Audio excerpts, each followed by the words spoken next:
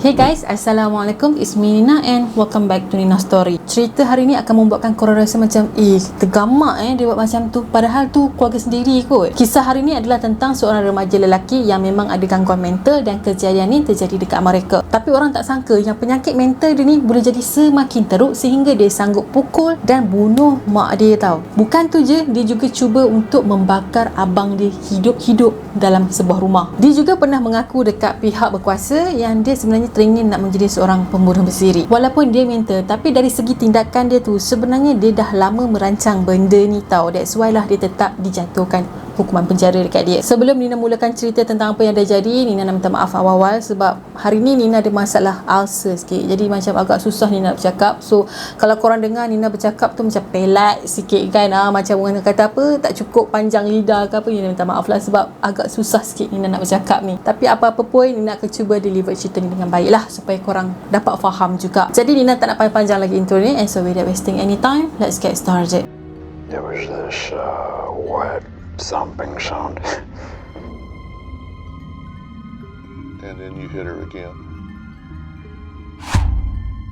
Zachary Davis sebenarnya adalah seorang yang pendiam dan dia sebenarnya ada sejarah penyakit mental. Ayah dia dah pun meninggal pada tahun 2007 disebabkan sakit, dan masa tu Davis ni baru berusia 9 tahun. Davis mula mendapat penyakit mental ni semasa dia masih lagi kanak-kanak dalam umur 11 tahun macam tu. Jadi mak dia yang bernama Melanie telah membawa Davis ni berjumpa dengan Dr. Bradley Freeman selepas ayah Davis mati. And then doktor pun check lah keadaan dia dan doktor sahkan yang dia ni ada skizofrenia dan juga masalah kemurungan. Dalam rekod perubatan dia pernah mengaku tahu yang dia selalu dengar suara yang entah datang daripada mana. Bila doktor tanya suara apa yang dia dengar tu, Davis ni cakap yang dia dengar suara ayah dia. Jadi doktor pun explain dekat mak dia kenapa Davis jadi macam ni, sebabnya ayah dia meninggal dan dia sedih yang teramat sangat, dan that's why lah dia jadi murung. Tapi jangan risau sebab benda ni biasa terjadi dan Davis ni masih lagi boleh dirawat. Pada awal tu mak dia memang hantar Davis ni untuk mendapatkan rawatan mental, tapi tak lama lepas tu mak dia dah tak hantar dia lagi dah. Si Davis ni pula belum betul-betul sembuh tau, tapi mak dia dah stop hantar rawatan. Tak tahulah sebab apa mak dia tak nak hantar Davis ni dapatkan rawatan, tapi perbuatan mak dia ni sebenarnya memang dilarang ataupun ditentang oleh nenek dia juga. Kalau Davis ni mendapatkan rawatan yang sepatutnya, mungkin perkara macam ni takkan terjadi kot. Tak lama selepas Davis ni stop mendapatkan rawatan kan, jadi dia dengan keluarga dia ni telah berpindah ke tempat baru untuk meneruskan kehidupan diorang. Selepas ayah Davis mati, Melanie ataupun mak dia ni lah memang bekerja keras lah untuk menyara anak-anak dia. Dia sanggup buat apa saja dan berkorban asalkan keperluan anak-anak dia mencukupi dan anak-anak dia happy. Okay, Nina lupa nak beritahu dekat korang yang Davis ni sebenarnya ada lagi seorang abang. So dia dua beradik lah. Davis anak yang kedua iaitu anak bongsu. Pada masa yang sama, mak Davis ni tak sedar tau yang keadaan Davis ni semakin lama semakin teruk. Masa tu Davis ni dah pun berusia 15 tahun dan dia memang tak ada kawan langsung. Dia kena pulau dengan kawan-kawan dia sebab diorang rasa dia macam tak normal. Diorang macam takut tak nak berkawan dengan dia. Davis selalu cakap sorang-sorang secara berbisik dan dia akan pakai hoodie yang sama setiap hari. Dekat handphone dia pula ada satu apps pembunuh bersiri dan dia juga telah tulis dalam note dia alat-alat penyiasaan. Bukan dalam phone dia je, tapi dalam buku nota dia juga dia ada tulis yang kau tak boleh mengeja penyembelihan tanpa ketawa. Pada masa yang sama, dia selalu baca novel dan juga bermain video game yang mempunyai unsur-unsur keganasan. Perubahan pada diri dia ni mak dia langsung tak perasan sampailah pada malam kejadian.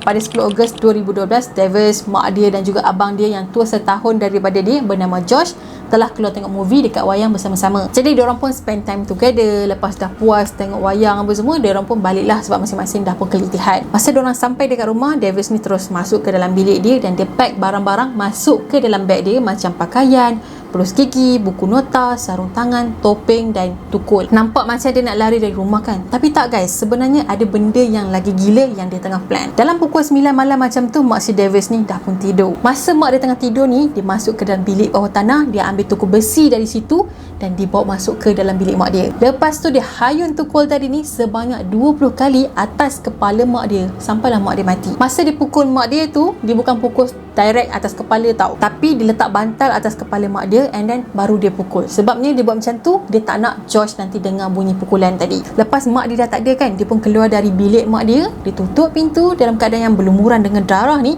dia menuju pula ke bilik game yang diorang selalu bermain. Dekat dalam bilik game ni, dia tuang whisky dengan petrol and then dia bakar. Lepas bilik tu dah terbakar, dia pun tutup pintu tu dan terus melarikan diri bersama barang-barang yang di packing sebelum ni. Kemudian handphone dia tu dia buang ke dalam parit supaya polis tak dapat trace dia. Dia sebenarnya memang plan nak bunuh mak dia, nak bakar rumah diorang dan bunuh abang dia ni hidup-hidup tau. Disebabkan lepas dia bakar bilik game tu and then dia tutup pintu kan, jadi api tu dia jadi macam lambat nak melebar dan take time. So abang dia pun terbangun dari tidur selepas dia terdengar bunyi fire alarm. Jadi Josh ni pun bangun dalam keadaan kelam kabut. Dia terus berlari ke bilik mak dia dan pada masa ni lah dia telah ternampak keadaan mak dia yang sangat-sangat mengerikan dan penuh dengan darah. Josh pun memang dah tak tunggu lama dah dalam rumah tu. Dia pun terus lari keluar dari rumah tu dan menuju ke rumah jiran dia untuk minta pertolongan. Devers pula masa tu tak tahu ke mana, tapi polis jumpa dia sejauh 16 km dari rumah. Masa dalam soal siasat tu, Devers ni ada mengaku yang dia tak rasa apa-apa langsung masa dia bunuh mak dia. Dia juga mengaku yang dia buat semua ni sebabnya dia terdengar suara ayah dia suruh dia bunuh mak dia. Jadi detektif ni pun tanya dia lagi, kalau boleh patah balik ke masa yang lepas, adakah dia akan buat macam ni juga dekat family dia? Davis cakap yang dia tetap akan buat juga, dan dia juga akan pukul ataupun bunuh Josh ni menggunakan tukul sama macam mana dia buat kat mak dia. Jadi detektif ni pun tanya, adakah suara ayah dia tadi ni memberikan arahan yang spesifik macam mana nak bunuh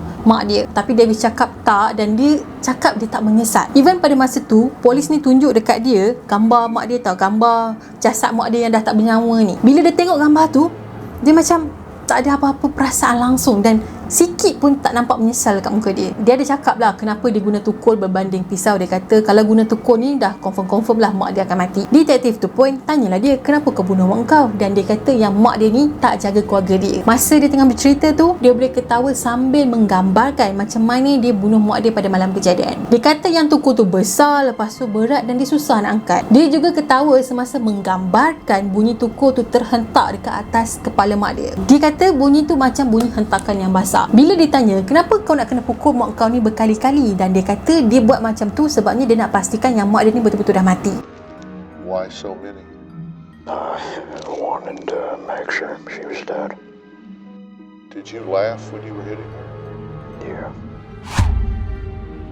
Semasa dalam perbicaraan dia dekat mahkamah, dia boleh pergi salahkan abang dia si Josh. Dia kata Josh tu lah yang bunuh mak dia. Disebabkan perangai dia ni semakin menjadi-jadi, so juri ni tak ambil masa yang lama dan terus menjatuhkan hukuman penjara seumur hidup ke atas Davis. Jadi Davis ni mungkin akan dibebaskan semasa umur dia 60-an macam tu lah. Walaupun dia sebenarnya memang ada sejarah mental, tapi sebenarnya dia memang dah planning lama gila nak bunuh mak dan juga abang dia. That's why lah juri ni tak fikir panjang untuk jatuhkan hukuman ke atas dia, sebab dia sendiri pernah mengaku yang dia teringin nak jadi pembunuh bersiri.